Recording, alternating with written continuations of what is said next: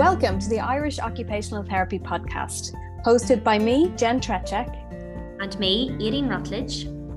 This podcast is dedicated to exploring the world of occupational therapy, sharing the latest research and techniques and providing insights into the many ways that occupational therapy can help people of all ages live more fulfilling and meaningful lives. Whether you are a practicing occupational therapist, a student of occupational therapy, or simply curious about this fascinating field, this podcast is for you. We'll be interviewing experts in the field, sharing stories from the front lines of occupational therapy practice, and providing tips and advice for anyone looking to get the most out of their therapy. So sit back, relax, and join us on this exciting journey into the world of occupational therapy in Ireland. In today's episode, we have the pleasure of sitting down with Padraig Danaher, the OT coach. Padraig originally worked as a health and social care professional before discovering a desire to explore alternative avenues for supporting teenagers in their recovery journeys. This realisation led Padraig to embark on a transformative journey into the world of occupational therapy. During our conversation, Padraig will share his approach to occupational therapy, which encompasses the powerful combination of positive psychology, coaching, and a trauma-informed lens. Padraig strongly believes that the occupational therapy profession is uniquely positioned to support individuals who have experienced trauma. Through its holistic and client-centered approach, occupational therapy can address the complex interplay between physical, mental, and emotional well-being, empowering individuals to reclaim their lives and engage in meaningful occupations. Really excited to have an OT, not just an OT, but an OT coach on the show today. Padraig Danaher is the OT coach. You're very welcome, Padraig, to the Irish Occupational Therapy podcast. Thanks for having me, both of you. Thanks for having me. I'm very grateful to be here. So you offer services to a range of different people and as the OT coach. So just tell us a little bit about your company, your business, the OT coach. What do you do? What do you offer? Yeah, so I work on a one-to-one basis. Much of the work that I do is individual sessions in the community, more so than in a clinic setting. Maybe 2-3 days a week I work within a clinic. I do some online services as well, coaching and occupational therapy, and some training for schools and social care settings, such as residential settings, and offering information around trauma, the sensory systems, how trauma can impact the sensory systems, what that looks like, tips, tricks, and strategies to support regulation and connection. So it varies a lot. Recently, I've been doing some positive psychology talks as well. So it really varies, but much of the body of work that I do is working with teenagers and young adults, and it's within the community. And what location are you in, Padraig? I'm based in Cork, so most of the work with it would be within County of Cork, sometimes as far as Limerick and Waterford. And then when it's online, it's all over the country. I'm working with clients from like Galway, Dublin, Kilkenny, from all over. There's so much in just that little description that I kind of want to unpick where to start. But so you work individually with people, but you also work with systems and training. Why is that important? I think for me, I love the one-to-one work, and that's I get such a buzz out of it, as well as I do as adult education. But I think to have the bigger impact, it's really important that you're training systems and where you can offering them tips, tricks, and strategies. Particularly working with schools and social care organizations, when you're working with a team who has an amazing resources available to them, but also an awful lot of contact hours with the young people.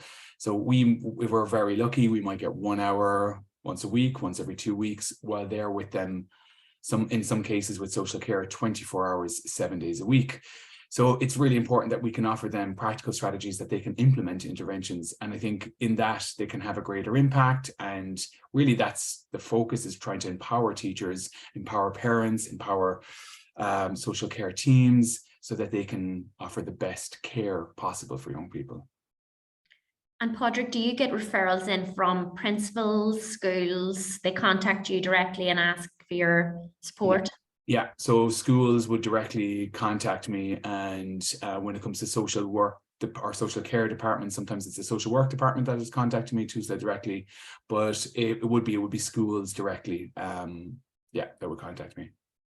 Because your background is in social care, you worked in social care and then kind of came to OT a little bit later in your career. That's correct. Why did you decide to go that direction? Why didn't you just stick with social care?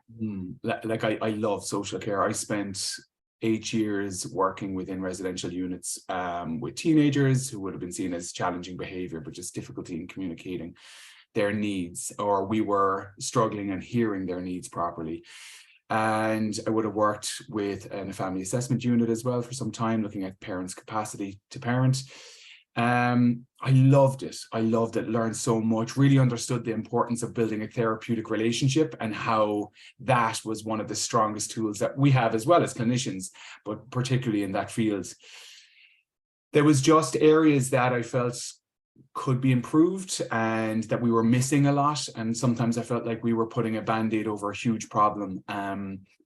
Often we were lacking goals, or we were creating goals that we felt were important for the person that we were working with. So rather than asking them what they needed, we were coming in as professionals going, they need to do this to improve their life.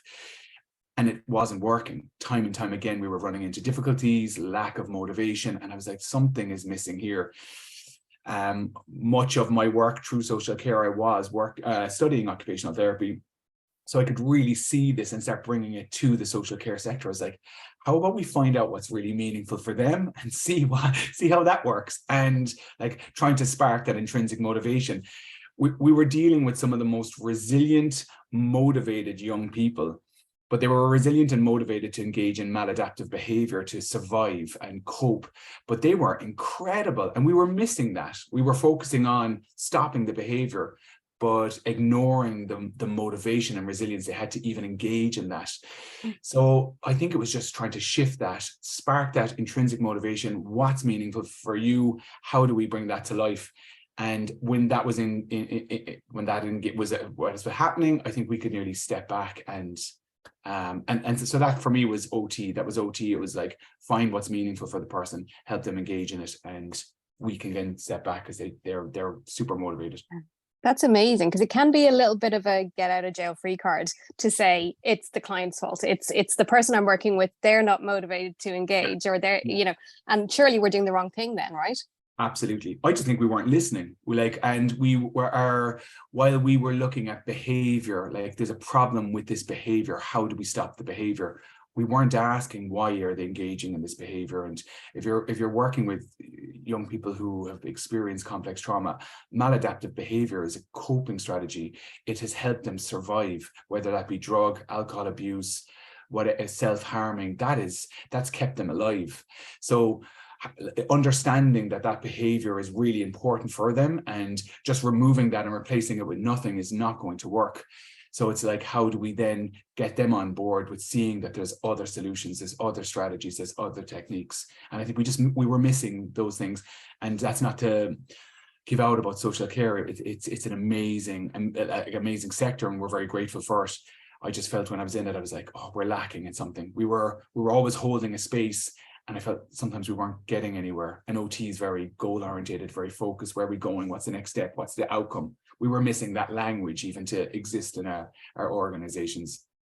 How do you find something that can compete with those maladaptive behaviors, and what sort of approaches do you use, Padraig, to guide your practice? I suppose psychoeducational pieces around maladaptive behavior, talking to them about why they do it, and for me then understanding what it feels like for them to engage in that. What release are they getting? And then when I start developing an understanding around that, then I can start talking about interventions that could replace that. So if it is something that they're seeking a high, how do we replace that high, that lift? And what do we need to do to replace it in a positive way by them engaging in meaningful occupations that will get them that same level of regulation. So I think it's asking the right questions. How does that feel for you? What are you gaining from it? And then how is it serving you as well? How is it serving you in your life? Does that feel good? You think that you're going to be able to achieve everything you want to do while doing this? And I think it's just understanding being compassionate and really just sitting with them, and for once not trying to get them to stop it, but just to say, is there another way where we can replace it with something else, and understanding why you do it. Because I think there's a huge level of shame that they carry. And for me, I find if we can openly speak about it, shame disappears, and if it eradicates that. So there's an immediate shift then in their mindset of wanting to change once they start speaking about it. It breaks down that defensiveness that can come when people are told so many times that what they're doing is wrong or they're not good enough. Yeah, absolutely. And they inherently feel that. And I agree, when you're telling them that's wrong, that's bad, stop doing that, it instills that sense that you're not good, you're not good enough, you're not able to do the right thing. So it's shifting that, helping them understand why they do that, and can we come up with other strategies. And you said you spend a lot of your time outside of the clinic, so doing with people. What does that look like? How, what kind of environments are you working in? So my day looks very varied. I could be in the gym, I could be on a stand-up paddleboard, I could be on a climbing wall, I could be feeding horses, I could be sitting in somebody's house playing chess, I could be just going for a walk in the woods. It really varies. So I will sit down with a young person. We'll talk about activities that they might find meaningful to them. And then that's what we do. So that's why it varies so much. I'll sit down with an activity checklist or a leisure checklist, and we'll go through it. And then we go out and we start doing. And I think it takes away the pressure. A lot of young people that I'm working with have a lot of anxiety, a lot of depression. And it takes away the pressure of, I'm in a clinic. Here's a man in a white shirt, bright lit room, and now I have to talk to him. Like, for me as an adult who engages in talk all the time, I find that very difficult to walk into a room and speak to a stranger about what's going on for me. And for me, it's when they start living and start experiencing occupations, and I want them to see what resources are available to them. Sometimes they feel like they can't do it. So like from the lens of an OT, we can really break that down, really grade that, really look at the occupation, look at the person, look at the environment, how we can adapt as we need to. And then it comes to life for them, and then they see it and they achieve and they're accomplishing, and then confidence builds and they want to lean into that even more. And then we can nearly step back. And it's so important to have things that people can access themselves independently afterwards. And cost, Padraig, might play a little bit of a role in that. I think sometimes people feel occupations, going to the gym isn't affordable, but are you finding ways around that? A lot of the activities I do are free. Like my boot in the back of my car has hurleys, slitters, frisbees, skipping ropes, my running shoes. Like, it has everything. We go feed horses with a lot of young people. There's a little walk that I go on. They can grab a cup of coffee. The horses are there. They're only delighted with apples. And it costs a bag of apples is all it costs. So, and I fully agree. It's about empowering people to say, this is what's available. These are the resources that are available, and they're not expensive. I think sometimes with OTs and when we have a clinic, it feels like the magic can only happen in that room. And then parents feel really disempowered by, I don't even know what went on in there, but I just really want them to have sessions there. And then they come out, I'm like, oh no, it's like, you can do this 7 days a week. You can do it whenever you want. You can do it when it feels good for you. So that's why I think it's really important to meet them as best I can near their locality. And then I will do a little bit of research of what is around them, and looking at the research around outdoor spaces, how important that is, forest bathing. And so I think the approach is always multifaceted. Like it's getting them outdoors, it's getting them engaging meaningful occupations, it's putting them in a space that's naturally going to make them feel better. So I think OT interventions are really complex. Sometimes I think people think I'm just out having a crack with people. I'm like, no, this is really well thought out. I'm doing a job. Yeah, I swear. Yeah, they're like, oh, you were on a climbing wall and you went to the gym today. Like, that sounds horrendous. I was like, no, there was a reason why. So yeah. I think with OT, people don't always recognize that underneath analysis and the choices that happen. And actually, there's a lot of evidence behind what we're doing. And I think as OTs, it becomes so second nature that we just don't even think about it. But what it looks like on the surface, there's a lot more going on underneath. Absolutely. And I think even looking at a clinic setting as well, if you're looking at a pediatrics, there's swings, there's balls. It's like, oh, look, everyone's just having the lols in here. Like, it's like, no, there's science behind this. So yeah, I think, and like, we're evidence-based practitioners. I think evidence is really, really important for us to justify our role, and for for us to justify the work we do and for the clients so that they get the most out of it. So I think we're surround ourselves with evidence. And I need to do that as a clinician to justify myself as and to know that I'm doing right by the people I'm working with. Your days are so varied, Padraig, because again, one person's intrinsic motivation is completely different to another.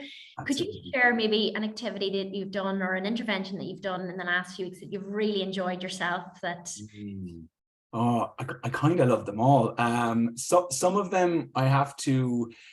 Many of the lines that I would advocate would be leaning into the uncomfortable. You know, it's really important for that circular growth and what that looks like. So sometimes I have to do things that I don't particularly like. Gets me nervous, but I think that gets me excited then as well.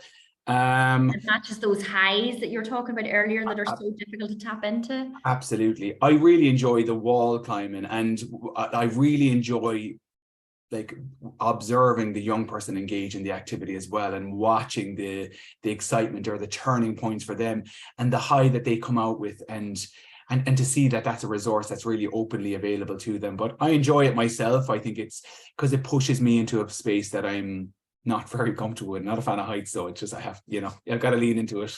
When it comes to trauma, and particularly complex trauma, not everybody thinks about occupational therapy as being the go-to. People maybe think about psychology and talking and understanding, but actually, from your perspective, OTs are really well placed to deal with and to support people with complex trauma. Like, I know I'm biased, but I actually think we're the best. I know it's like, of course I'm going to say that, but like for us, we really go in and assess the environment. We assess the occupation. We're looking at the person. We're looking at everything. We're looking at how then we can create that sense of safety so that they can feel that they can build that relationship, they can connect. And then we're looking at meaningful occupations to help them have a meaningful life. Like I like other clinicians are amazing, and like psychology is really important. But we are really well fitted in that area because we see everything. We're detectives. We go in and we try to break it all down. And I don't think any other profession has that skill set. And I think when it comes to recovery from trauma, I think the action of doing is really, really important. And for many young people, talk therapy is an essential life tool that has saved them. But for some, they find that process very difficult to engage in, and they would often say unnecessary, or it didn't work, or it re-traumatized me. I don't feel the need to. So it's about the action of the doing and becoming and achieving, and start building evidence to show them you are amazing. This is what you can do. And that's what they believe. It's more so than us saying to them, you're doing great, you're amazing, when they're looking at themselves and they're like, I haven't washed in 6 months and I haven't left my house in a year, and you're telling me I'm great.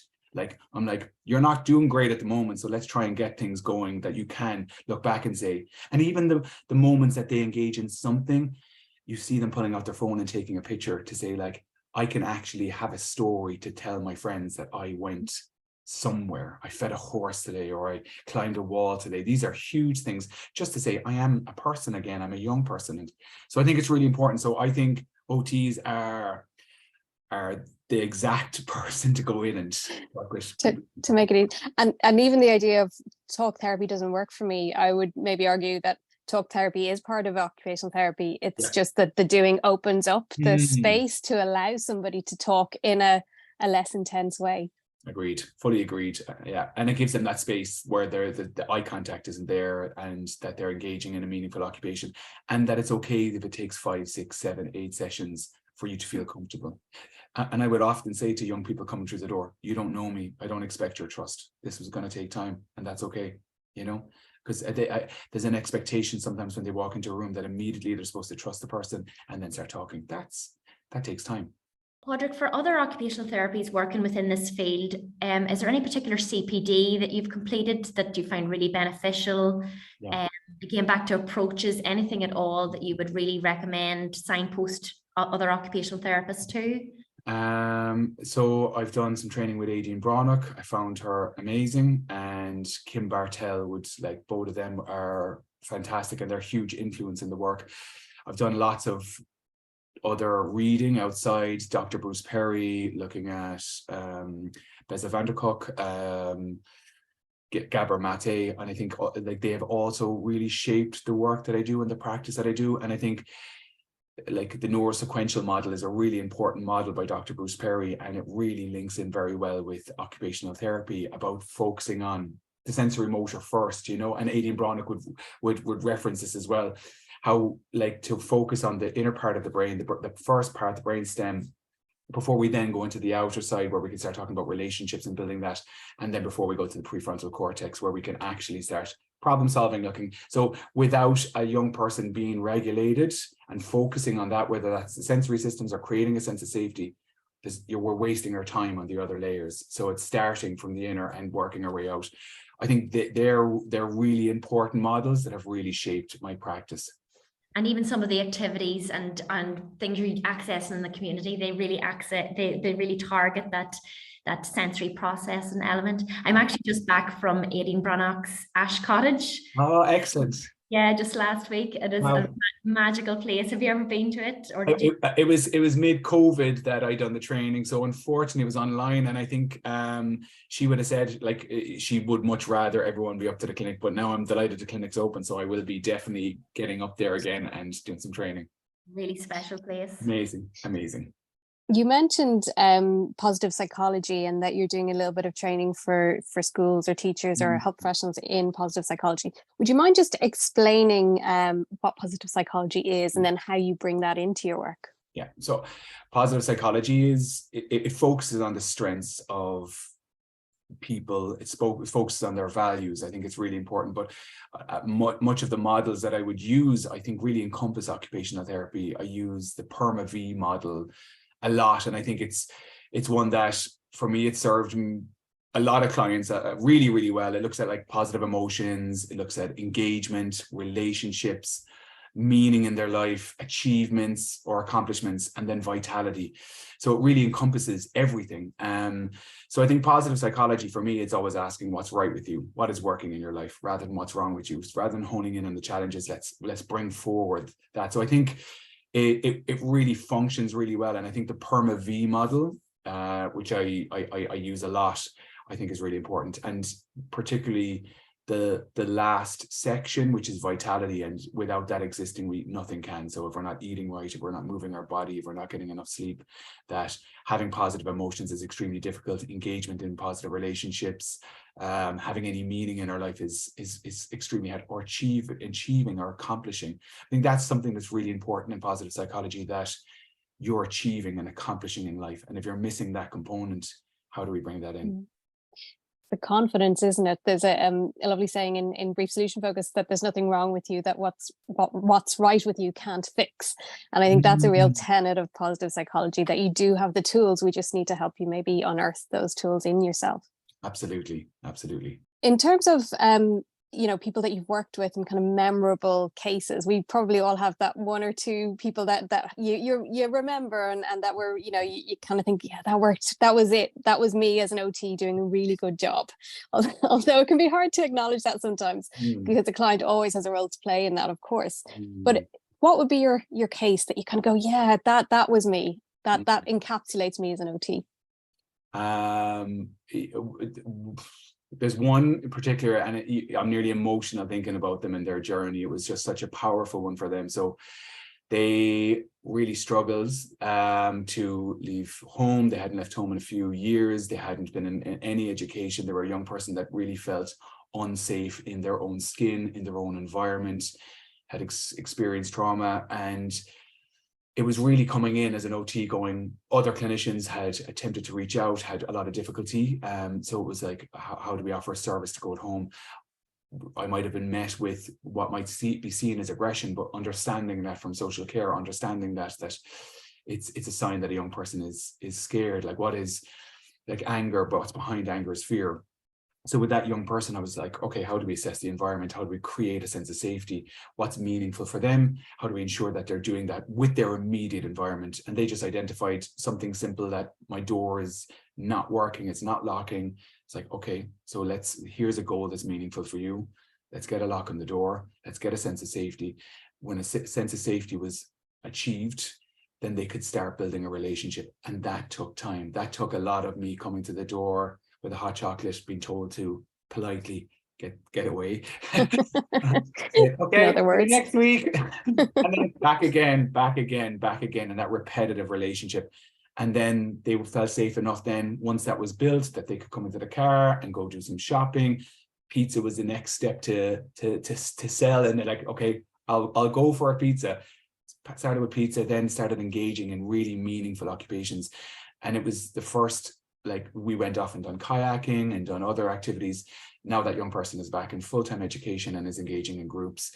And a sentence they said to me coming back one day, and I was like, oh, I'm done now, I can retire. I'm like, that's just like, wow. Like, and they're like, I feel like I'm living again, and I didn't think this would ever happen. And it was simple. We just went to the beach, we were kayaking, they had a bit of fun, they fell into the water, but they were picking up sand and throwing it at me. And they said it was the first time in years that they just were playful like a child, you know. And I was like, and just to say that I'm living again, I was like, wow.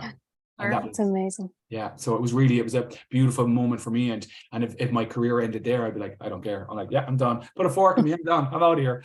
I loved it. I was like, and so that in the days where things are really, really tough, there's stories like that, and they're not, they come often enough. There's often people that just say, I feel like I'm living. And this is like, yeah, I think young people have a huge weight on their shoulders, and they're carrying so much worry, and it's like they've turned into these 60-year-old, 70-year-old people, and their posture, their body, everything shifts, and they've just got the weight of the world on their shoulders, and they just need to laugh, and they just need to feel that they're having fun. And when they're interacting with maybe their family who they don't have positive relationships with anymore, they believe that this is who they are. Their interactions are so limited, and when they do engage, it's quite negative, it's quite maybe aggressive, so they believe this is who they are. So the shift has to come with them having positive interactions with somebody else, and then they believe that, well, maybe this is who I am or who I could become, and that's where the shift happens. And Padraig, one of your own passions in life is traveling. That's one of your leisure pursuits. Yeah. Can you tell us about how your experiences in travel has influenced your practice? Yeah. So yeah, I have a little girl now, so my traveling days have slowed down. But back in the day, I spent maybe 5 years outside of Ireland, been to over 50 different countries, traveled through like Uganda, Kenya, Tanzania, up as far as went to Asia, to Iran, Pakistan, and Vietnam, Cambodia, many countries. And how I find that influenced my work is I feel like we can get lost in the nonsense of busyness and over consuming everything, and we miss the human connection. And in poor countries where they would have appeared to have nothing, they had really strong bonds, really strong connections, and an awful lot of happiness. And I just felt, for me, seeing the importance of human connection and the simplicity of it, and how that will pull us over an awful lot of hardship. So when that is there and the community is there, there's a tight-knit community, they're very, very resilient, because they don't have food. They don't have, like, there's an awful lot of resources that they don't have, but they have each other, and it is beautiful to watch.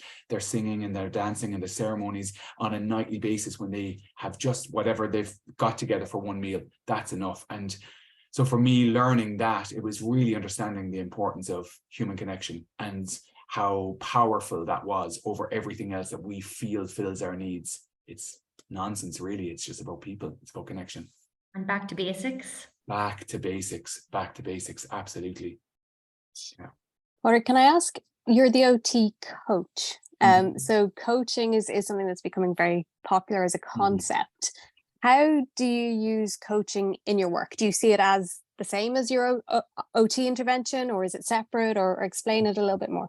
Yeah, so I think coaching is very different for me. It's a very different toolkit, and I think it's a really important one. So like as a lens of an OT, we're sitting and we're listening, and we try to understand what's going on, and then we come in with an answer. We're like, oh, great, perfect. I found the problem. Here's the solution. And we want to come in because we want to feel this is our role. And often clients are coming to us for an answer. So coaching just helps me shut up and listen properly. like no, this, like, keep going, keep asking. So it takes me out of the equation. It takes the OT lens comes off, the hat comes off, and I sit and I ask, and then we ask, and you can really watch somebody unpack their own journey and what they need to do.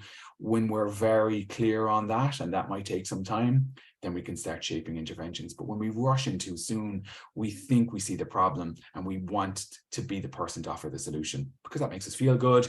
We're like, great, our job is done. I'm an OT, this is what I do.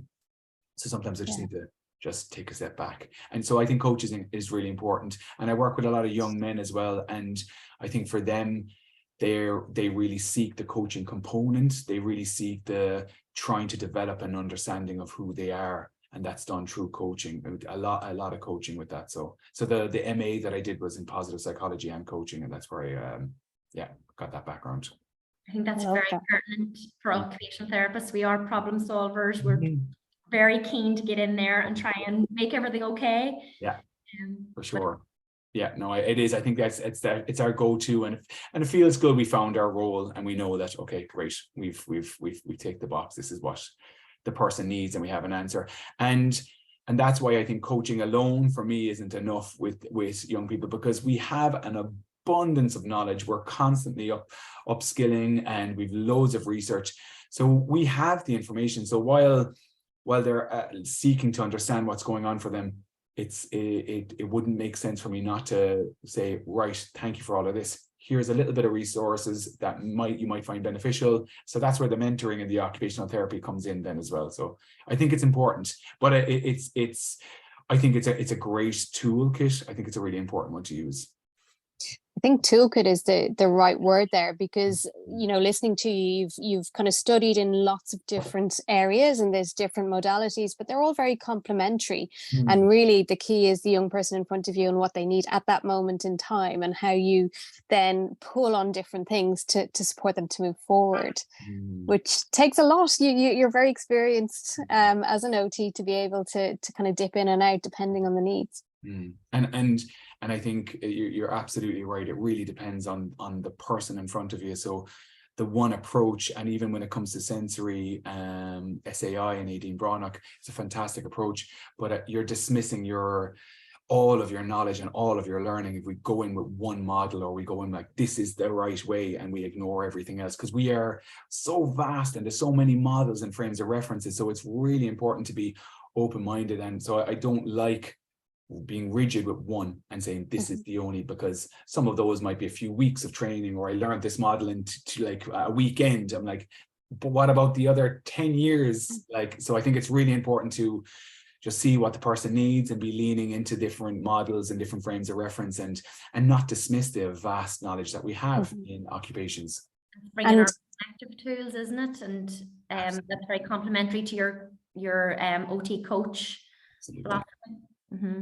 What does the future hold for you, Padraig? What's in the future of the OT coach? So I love what I do. I love the one-to-one work. I'm not in 10 years down the line, or even 5 years down the line, I'd like to get into a bit more adult training. I really enjoy that. There's a great buzz with that. And I think for me to have a greater impact, positive impact, that's how I will do that. It will be in the training component, because you can work along organizations supporting them as they support young people. So that empowerment piece is really important.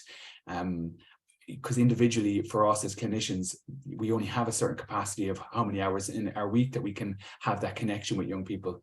So I would love to get into a bit more adult training side, I think is where the business will go. But for now, I don't want to let go of that fun-based client work either, you know, but I think in time there's a certain amount that's in your capacity, when a lot of the cases are quite heavy, self-harm, disclosures, suicidal ideation, they take their toll. So I think to do it justice and to be fair for the people I work with, I think you have to be mindful that there's a time frame on certain paths that we take. And that direct contact with the children, young people is so important. Absolutely. To bring authenticity to your trainings, that you can say, yes, I've worked with a teenager recently with this difficulty. This is what we did. Absolutely. And I think they make the best educators when I'm sitting listening to somebody who has had that on the floor experience and they're telling me about it, like that story when it comes to life. I'm like, oh, because I've had some educators and they may have lacked that experience. So it's very theory based. It's very like, this is what the research is saying. But I'm like, what are the people saying today, like what happened, like, and a story brings it to life, and then it helps me understand it more so. Amazing. Padraig, thank you so much for sharing your experience and your wisdom with us. You're a fantastic advocate for OT and the kind of multi-dimensional role that we play. Really appreciate your time today. Thanks, both of you guys. Thanks so much for inviting me on. And I love hearing OT being spoken about, because it's like, it's the question that everybody asks, so what is it? So I love that it's like, let's talk more about it. Like, let's bring it out. Let's because I don't know, I love the magic of it. It works, and I'm like, so I'm a huge advocate for it, for sure. Thank you, Padraig. Aileen, thanks so much. Jen, thanks so much. That's all for today's episode on the Irish Occupational Therapy podcast. We hope you enjoyed our discussion and found it informative and engaging. If you've any questions or comments, we would love to hear from you. You can email us at irishotpodcast@gmail.com or connect on Instagram or Facebook. And remember to subscribe to our podcast so that you never miss an episode. If you found this episode helpful, please leave us a review on your preferred podcast platform. Your feedback is important and helps us to improve the show, so please do leave it. Thank you for listening to the Irish Occupational Therapy podcast, hosted by myself, Jen Trachak. And myself, Aileen Rutledge. We look forward to sharing more insights and knowledge with you in future episodes. Until then, take care.